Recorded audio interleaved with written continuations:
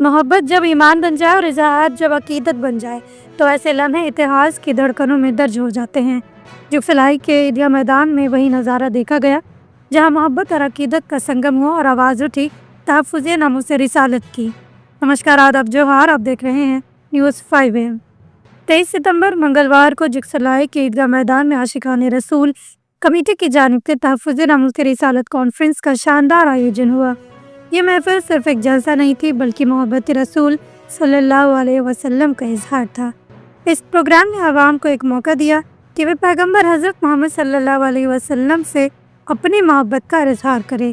लोगों के चेहरों पर रूहानी नूर, लबों पर दुआएं और दिलों में इश्क रसूल सल्लल्लाहु अलैहि वसल्लम की गर्माहट साफ झलक रही थी। इस कॉन्फ्रेंस की शान और बढ़ गई जब अल्पसंख्यक आयोग के अध्यक्ष हिदायतुल्लाह खान ने शिरकत की। उनकी मौजूदगी ने न सिर्फ जलसे को मजबूती दी बल्कि ये पैगाम भी दिया कि नामूस रिसालत का तहफ़्फ़ुज़ सबकी जिम्मेदारी है। काजी मुश्ताक अहमद कादरी ने इस मौके पर आवाम से अपील की कि वे बड़े तादाद में शरीक होकर इस जलसे को कामयाबी की नई बुलंदियों पर पहुँचाए।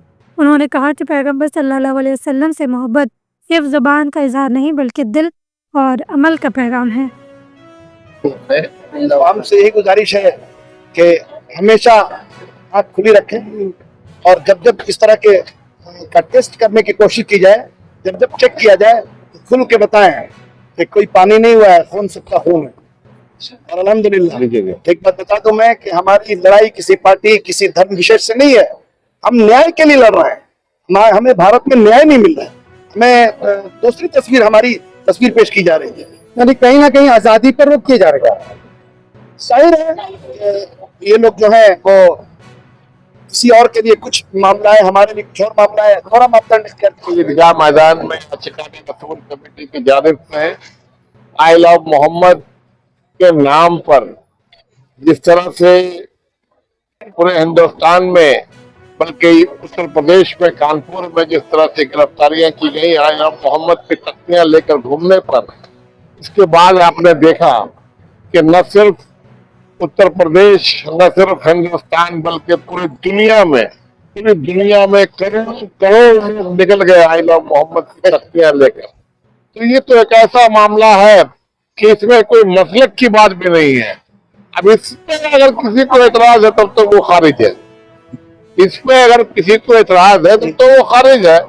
इस पर किसी को एतराज नहीं है, किसी जमात के लोगों को एतराज नहीं है जिसको एक अल्लाह, एक कलमा, एक कुरान, एक नबी पर जिसका ईमान है वो अपने नबी से मोहब्बत करता है। यही बात तो तख्तियां लेकर कानपुर में लोग निकले थे कि मैं अपने नबी से मोहब्बत करता हूँ, उसको मुकदमा करने का काम किया गया। इस तरह से जो प्रशासन ने जो एक्शन लिया लोगों पर, उसको क्या कहना चाहेंगे? नहीं, गलत है वो।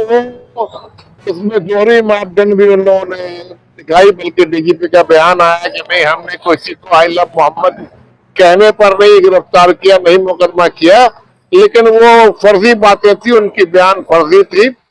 ये बात तो पूरी तरह से वहां पर लोगों से पता चला और साबित भी हो गया कि कई लोगों को गिरफ्तार किया गया, लेकिन मुकदमा करने का कोई दूसरा बहाना ढूंढा गया। लेकिन सच्चाई यही है कि अब गले में हड्डी फंस गई।